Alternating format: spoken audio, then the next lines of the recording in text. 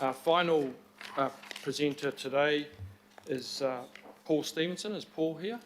Fiona Anderson instead. Okay, Fiona, this is on behalf of the Greyland Business Association, I understand? Yes. Okay, welcome Fiona, and you can perhaps introduce yourself, and you've got 5 minutes. Hello, thank you for giving us the time. I'm Fiona Anderson and I'm here with Carol Gunn, representing the Greyland Business Association to confirm our overall support for the development of Great North Road. First, a little bit about the Greyland Business Association. We are a volunteer organisation with a paid membership base. We are, I think, the only city fringe business association that isn't a bid. We are hoping to rectify that with and become a bid for 2024. That'll give us greater resource to work with the likes of AT and also a better ability to promote the business community of our area. Hopefully you've received and managed to read the letter from our chair regarding the position on the Great North Road development. Paul apologises he can't be here today, so you have us to represent. We want to see the development, part of which is cycleways. It's an area of growth, bringing additional commerce as well as residents. We've been engaged with AT on Great North Road for around 18 months to 2 years regarding the upgrade design. Our main feedback has been around beautification, balancing movement in place, and the parking solutions. In the last 7 months, we feel like some progress has been made. We don't want to see this project put off. The issues around it will not change and could in fact become worse. Though, as you can expect, we still have concerns. We don't want, as Daryl put it, a transit corridor. We don't want a motorway for bikes and buses without character or sense of place, moving people from west to the city without stopping, exploring and enjoying. This area is retail, business, hospitality and community. We are in favour of change and the improvements are needed to cater for the transportation needs of a modern city. But please remember and support the people who are already there. The businesses who rely on Great North Road every day for their trade and income. Let's make sure the changes make things better for them and don't cause a disruption that drives them away. Parking is always a hot topic whenever change is suggested. It's tight there now. So the changes have to be carefully planned and considered to ensure the customers and staff have the required access. The current and planned growth is likely to heighten the demands for both resident and visitor parking. The plan must ensure safety of pedestrians as well as cyclists and motorists. There is currently a flush median strip which allows people to cross the road. The current plan removes this, and we're concerned that replacing with controlled crossings might not be sufficient. And it's called an improvement plan. So it's essential that this investment creates an environment that inspires thriving street-level business and is an attractive place to linger and spend. A commitment to the current planned urban design budget is a minimum. We want to think trees, planting, shading, street furniture, make it interesting.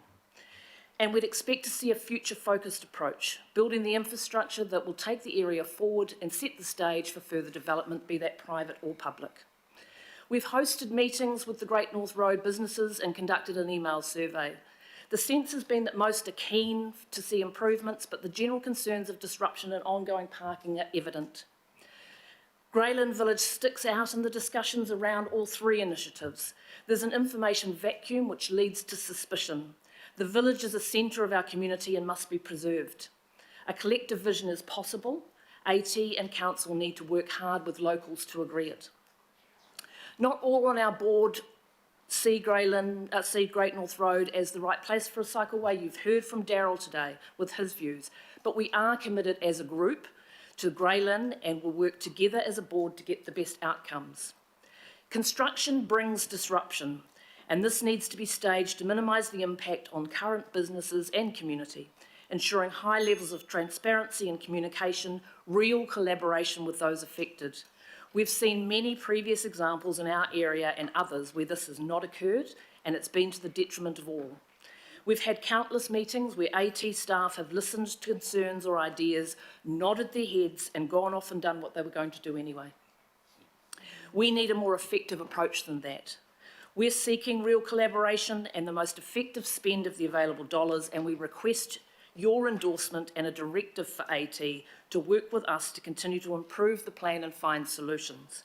And AT, don't just talk to us, talk to the Residents Association, the businesses along Great North Road, the apartment developers, other Great North Road users, and consider the views and also the impact, and I would say the likes of Chris, I'd add to that now, also the impact on Greyland Village, get the full impact, full input before finalising plans. Thank you.